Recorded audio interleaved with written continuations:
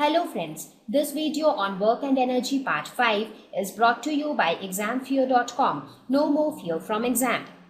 Now that we have talked about work and energy, let us quickly talk about power because these three are very closely related to each other. So what is power? Power is the rate of doing work or rate of transfer of energy. So that means power actually tells us how fast or how slow work is being done. Let us suppose I have to do work. What is my work? Let us suppose I have to move a box from one position to another position, right?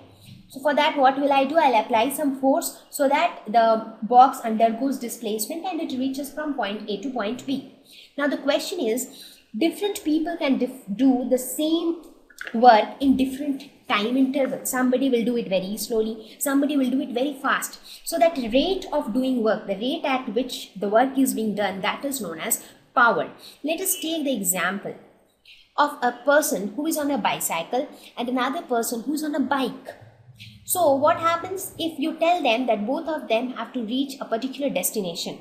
What do you observe? We observe that the person on the bike reaches there faster as compared to the person on the bicycle. That's because the power of the bike is more. That is the rate of doing work. The rate at which work is done is more in case of bike as compared to the bicycle. Let us take another example. Suppose you have a small kid and you ask her to run. You have another guy who is around say 15 years old, who is also little more energetic. So you will see that this guy runs faster than the small girl. Now you compare that guy with another athlete who is like full expert in running and jogging. So you will see that this guy would be running the fastest. So that means the power of this guy is greater than the power of this guy, and the power of this guy is greater than the power of this small little girl. So power is all about the rate at which you are doing work, how fast or how slow you are doing a particular work. So you see that the strongest guy will take the least time to reach a particular destination. The second guy will take lesser time, and the small girl will take lot of time to reach the same destination. So this is all about power. So how do we measure power? The SI unit of power is watt. 1 watt is defined as the power when work is done at the rate of 1 joule per second. So how do we mathematically define power? Power is given by work done by time taken or energy transferred by time taken. There are some larger units of power like kilowatt, where 1 kilowatt is equal to 1000 watts. So now that we have talked about power, let us talk about one small thing which we missed out, that is commercial unit of energy. So till now I was told that energy is measured in joules, but joule is a smaller unit of energy. Now you would have seen that when the meter reading of your house comes every month. So a guy comes, he checks your meter and he tells you how many units of electricity have you used. So what is that electricity? Electricity is nothing but electrical energy, right? But they do not measure it in joules. They don't say that you have utilized 5000 joules of electrical energy. They don't say it like that. So how do they tell it? They tell it in units. They say that, okay, your electricity usage is say 50 units. So what is that unit? That is a commercial unit of energy. So the commercial unit of energy is kilowatt hour. So it is kilowatt hour. And how do we relate kilowatt hour with joules? 1 kilowatt hour is equal to 3.6 into 10 to the power 6 joules. How do we get that? 1 kilowatt hour is 1 kilowatt is 1000 watts. So this will be 1000 watts multiplied by 1 hour is 60 minutes and 1 minute is 60 seconds. So this is 60 into 60 seconds. So this becomes 3.6 into 10 to the power 6 joules. Right, so 1 kilowatt hour is 3.6 into 10 to the power 6 joules. And 1 unit which you generally see in your electricity bill, that 1 unit is nothing but 1 kilowatt hour. So that means if you see that your electricity bill has 10 units of usage, that means how many joules of energy have you used? 10 into 3.6 into 10 to the power 6 joules. Right? Okay, so with this, we will conclude this lesson on work and energy, and I hope that I have been able to explain you the basic concepts of work and energy. So let us try to solve some problems based on whatever we have studied so far. So here comes problem 1. It says that a certain household has consumed 250 units of energy during a month. How much energy is this in joules? So how many units? So 1 unit is equal to 1 kilowatt hour, right?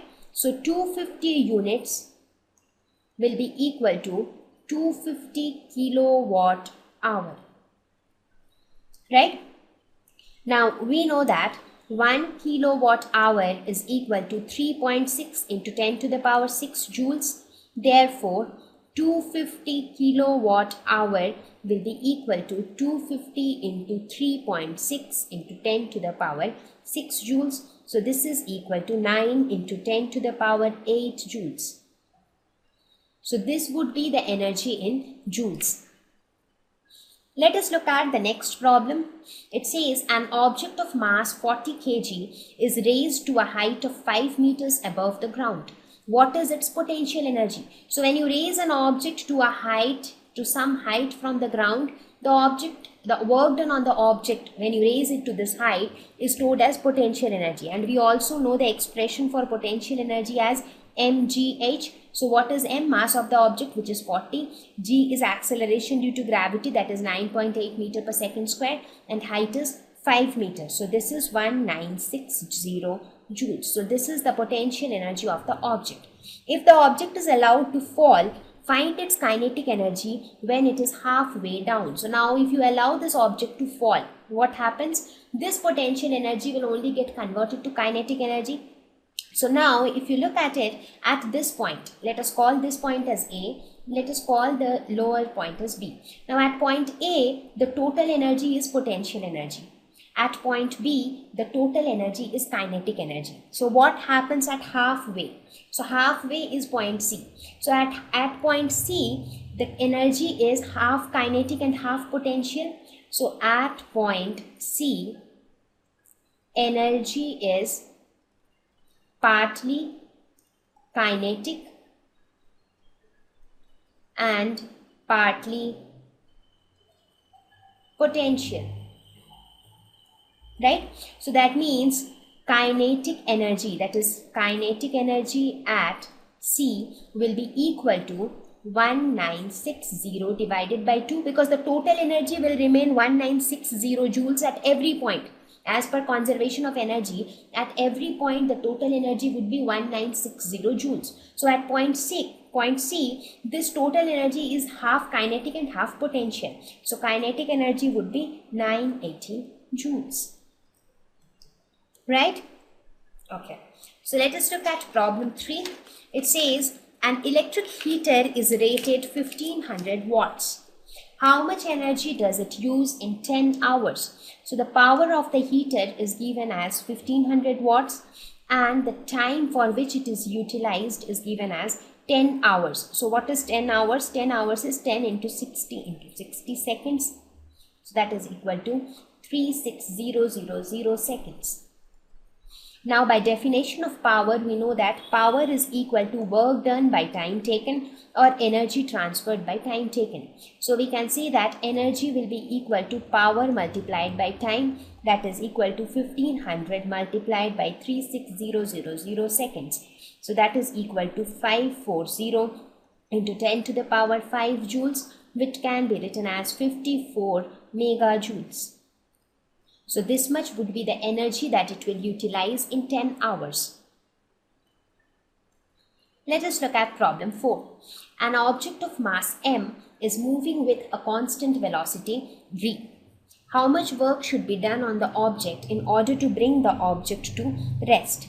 So what is the initial velocity? We normally denote initial velocity by u and final velocity by v. Initial velocity of the object here is given as v. So let me denote this v like this, right? So this is my initial velocity. What is my final velocity?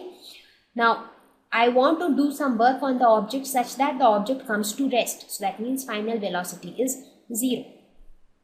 Right? So work done is given by force into displacement. What is force? By Newton's second law, it is mass into acceleration. And what is displacement? From the third equation of motion, v square is equal to u square plus 2as. In this case, v square is 0, u square is v square plus 2as. So from this we can say s is equal to minus v square by 2a. So here you can write s as minus v square by 2a. So this a and a will get cancelled. So this will be minus half mv square. So this much should be the work done on the object. This negative sign shows that the force is opposite to displacement. That means the force should be applied on the object in such a way that it opposes the motion of the object. Since this force opposes the motion, that is why the object finally comes to rest.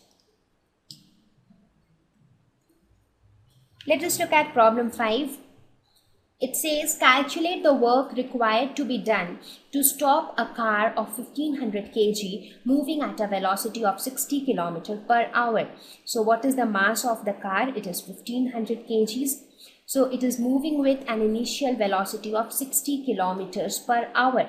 And what is the final velocity? Finally, I want to stop the car. So final velocity is 0. Let me convert it into meter per second. So this becomes 60 into 1000 divided by 60 into 60. So this becomes 16.67 meter per second. So we have to calculate the work done. So even in this case,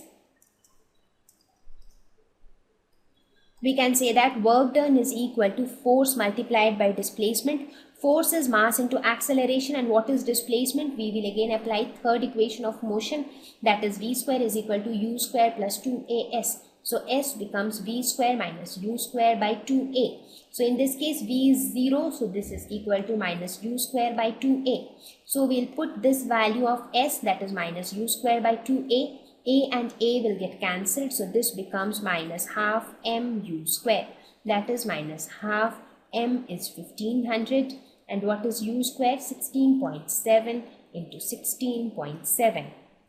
So this comes out to be minus 208,416.675 joules.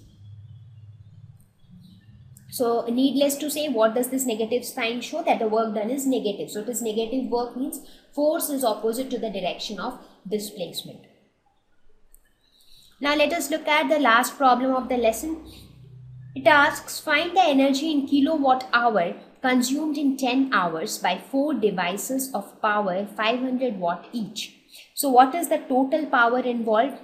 So the total power involved in this case will be 4 multiplied by 500, because 500 watt is the power of each device and you have a total of 4 devices. So this becomes 2000 watts, that is equal to 2 kilowatts, because 1000 watts is equal to 1 kilowatt. So this is 2 kilowatt. And for how much time the energy is consumed? The time is given as 10 hours. So therefore, we know that power is equal to energy transferred per unit time. So we can say energy will be equal to power multiplied by time. So power is 2 kilowatts and time is 10 hours. So this becomes 20 kilowatt hour. So this is the energy consumed in kilowatt hour in 10 hours by the 4 devices. Right? So I hope that with looking at these problems, it is little clear to you that how do we approach problems. So this lesson was relatively a simpler lesson. So it was just that you should understand the scientific definition of work. You should understand how is work and energy related, what is potential energy, what is kinetic energy, and you should have some idea about how to approach the problems. So practice more problems so that you can make your concepts clearer. So see you all in the next lesson. Thank you. Please visit examfear.com to watch free educational videos, try free online tests, get the best quality study materials, study from the best tutors and mentors, and much more. Thank you once again.